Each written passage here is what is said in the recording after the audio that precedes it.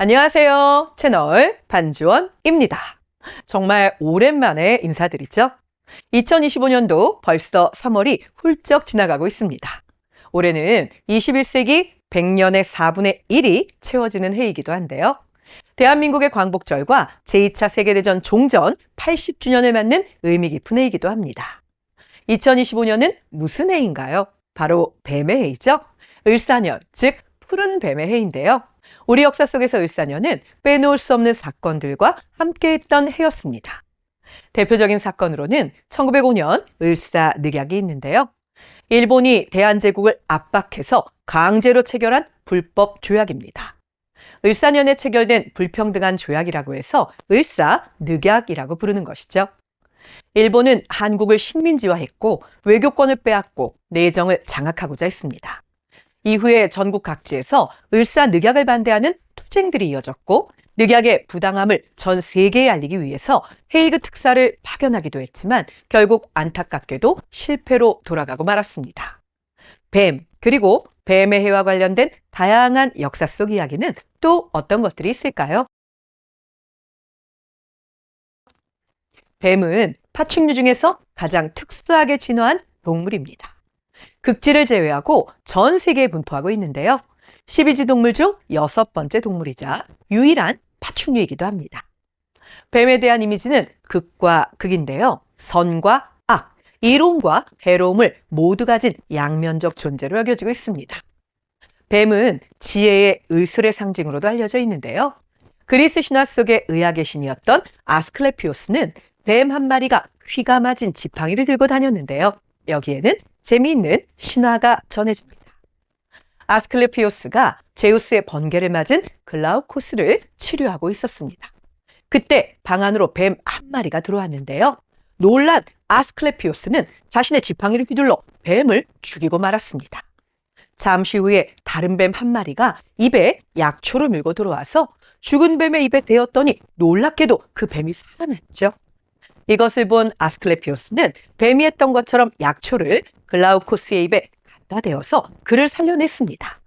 그리고 감사와 속죄의 마음으로 지팡이에 뱀을 휘감아 자신의 상징으로 삼았다고 하죠. 오늘날도 이 상징이 이어지고 있는데요. 의료 관련 단체의 엠블럼에는 뱀이 감긴 지팡이가 포함되어 있습니다.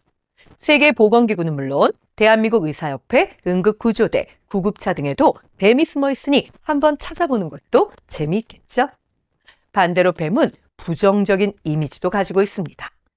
우리 역사 속에서 뱀은 인간을 해치려는 영악하고 사악한 존재로 등장하는 경우가 매우 많은데요.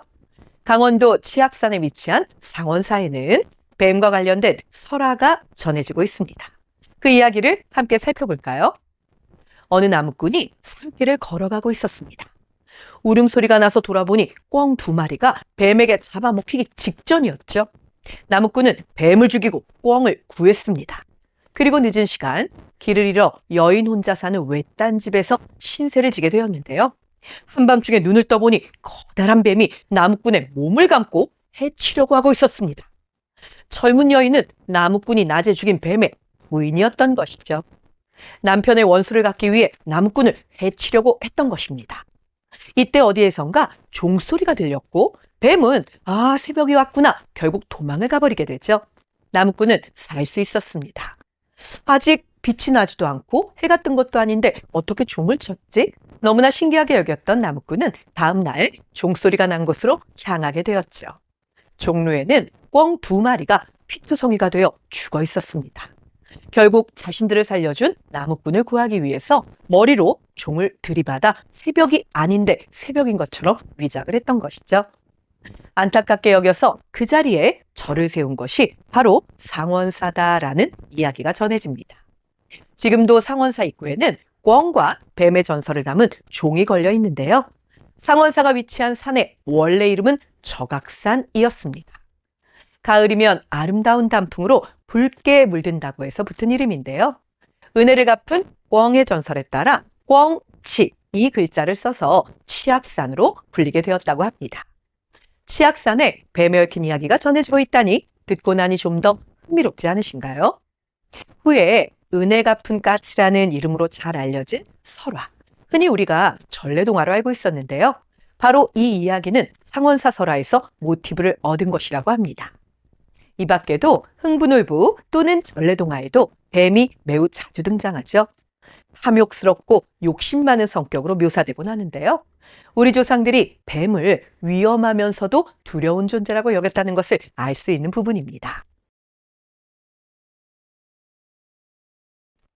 뱀띠는 의지력이 강하고 비범한 사람이 많다라고 이야기하는데요.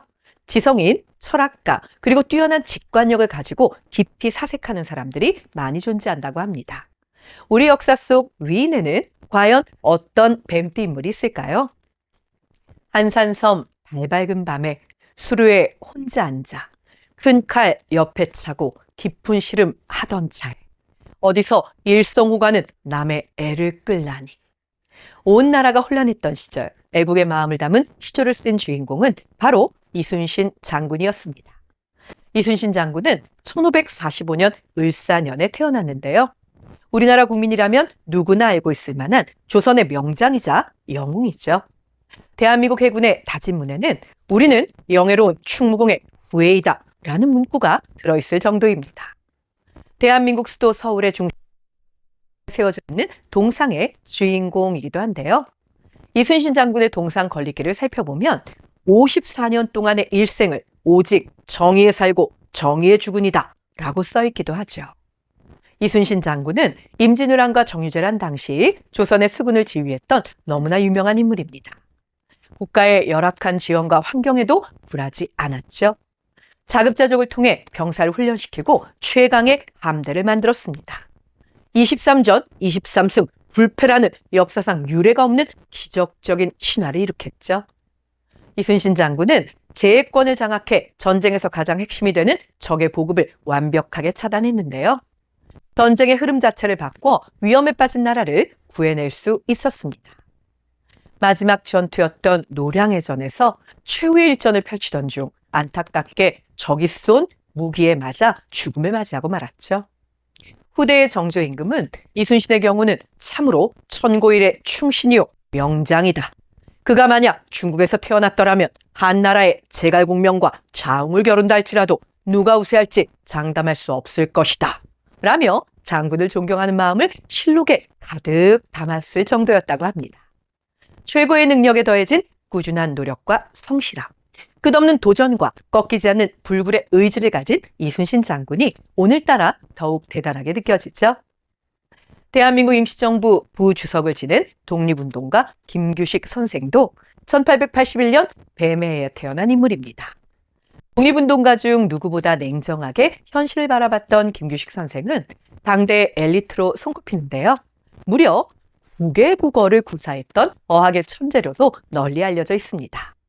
1896년 미국인 선교사였던 언더우드 부부의 도움으로 미국 유학을 떠나 일찍 서양 문물을 접할 수 있었다고 하는데요.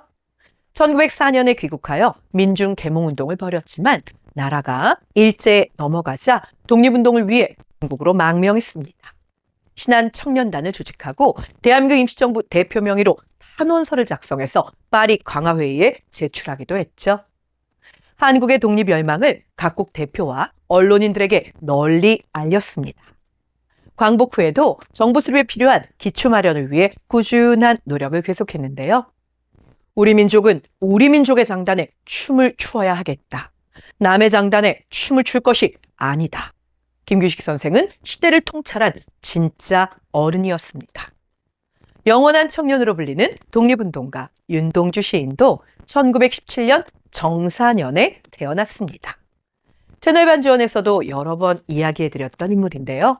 특유의 감수성과 삶에 대한 고뇌, 독립에 대한 마음이 담긴 시는 언제나 우리의 마음을 울리곤 합니다.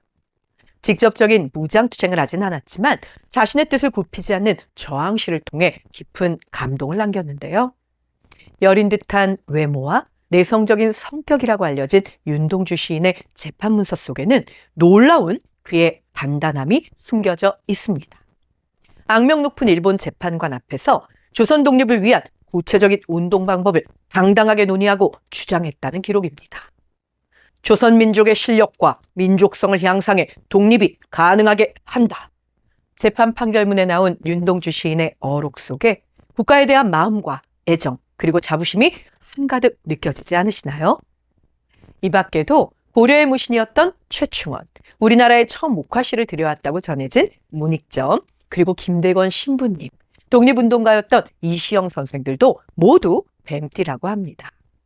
앞장서는 것을 두려워하지 않고 묵묵히 자신의 길을 간 분들이 정말 많았네요. 사람은 마음먹은 만큼 행복해진다라는 격언이 있습니다. 조금은 속도를 줄이고 나를 위한 인생을 즐겨보는 것은 어떨까 싶은데요. 남은 2025년 더 웃을 일이 많은 밝고 행복한 한 해가 되시길 바라봅니다. 정말 오랜만에 인사드려서 더 반가웠는데요. 구독, 좋아요, 댓글, 알람 설정 해주고 계신 거죠? 오늘도 감사했고 앞으로 더 자주 여러분 찾아뵙도록 하겠습니다. 오늘도 감사했습니다.